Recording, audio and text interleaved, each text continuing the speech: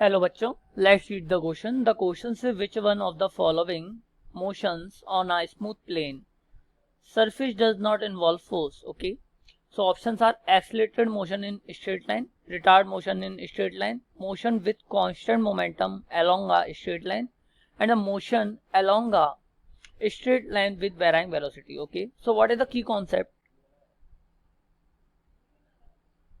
What is the key concept? According to Newton's second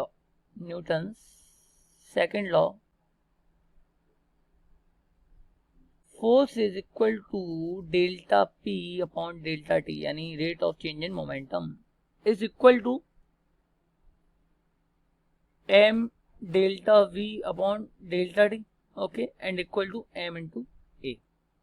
so now option check करते हैं. तो option A देखते हैं, एक्सीलरेटेड मोशन है. ओके, सो ए की नॉन जीरो वैल्यू होगी, और ए की अगर नॉन जीरो वैल्यू है दैट मीन की फोर्स रिक्वायर्ड होगा. ओके, सो ऑप्शन ए तो गलत है, फोर्स रिक्वायर्ड होगा. ऑप्शन ए गलत है. Retard in motion B, acceleration negative होगा, मतलब वैल्यू तो है कोई ना कोई,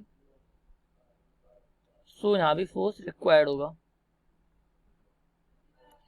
सो ऑप्शन बी भी गलत है. अब उसने बोला मोमेंटम कांस्टेंट मोमेंटम है. ओके, कांस्टेंट मोमेंटम है. अब कांस्टेंट मोमेंटम है that mean delta P will be zero, और delta P is zero. Then अगर मैं कांस्टेंट मोमेंटम की बात करता हूँ, that mean delta P will be zero, so force will be zero. तो फोर्स की यहाँ पे कोई रिक्वायरमेंट नहीं होगी, तो ऑप्शन सी करेक्ट है. नाउ ऑप्शन डी को देखते हैं. Motion along a straight line with varying velocity. अगर वेलोसिटी चेंज हो रही है, v चेंज हो रही है, दैट मीन मोमेंटम चेंज हो रहा है. मोमेंटम अगर चेंज हो रहा है यानी डेल्टा पी की नॉन जीरो वैल्यू होगी. Delta P not equal to zero, that mean F is not equal to zero. So option D भी गलत है. So finally option C is correct. Hope you all get it. Thank you, all the best.